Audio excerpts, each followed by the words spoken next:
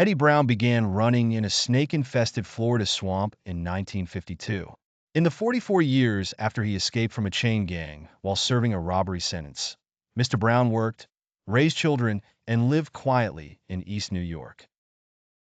But he was always shadowed by the gnawing fear that his past would catch up with him. I covered his case as a Metro reporter in 1996. But lately I've been thinking a lot about the chain gang fugitive, having recently read about the racial horrors of the Jim Crow South and Colson Whitehead's The Nickel Boys. When Eddie first escaped, the swamp seemed like an endless maze that mirrored the chaotic life he was fleeing. With each step, he braved not just the threat of venomous snakes, but also the pursuit of brutal overseers and bloodhounds nipping at his heels. As he ran, Eddie could hear the shouts in the distance, voices filled with hatred and the promise of punishment. His lungs burned, but not just from the physical exertion. It was the fire of determination to reclaim his life that propelled him forward. Eddie found momentary respite in an old fishing shack deep in the swamp. Its crumbling walls and roof offered little protection, but it was a sanctuary compared to the brutality he had left behind. There, he stitched together a new identity, one born out of sheer will to survive. Catching rides and laying low, Eddie eventually made his way to New York.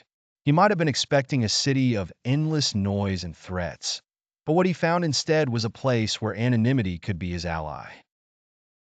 He took on menial jobs at first, always looking over his shoulder until he found steady work as a mechanic. In East New York, he met Loretta, a woman whose kindness made him dream of normalcy. They got married and had 2 children.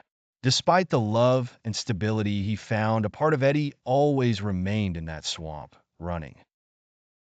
He taught his children strength and resilience, but often turned away when they asked about his past.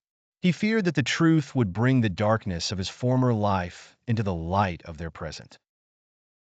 Then, in 1996, a routine background check at his workplace brought the shadows to the forefront. The authorities finally made the connection. The day they arrived at his small brick house, Eddie didn't flee. He hugged Loretta tightly, whispered words of love, and faced the officers with a calm resignation.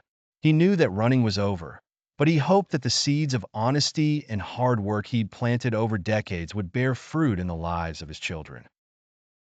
He faced the court, not as the fugitive he once was, but as Eddie Brown, a man who worked, loved, and lived under the perpetual shadow of his past.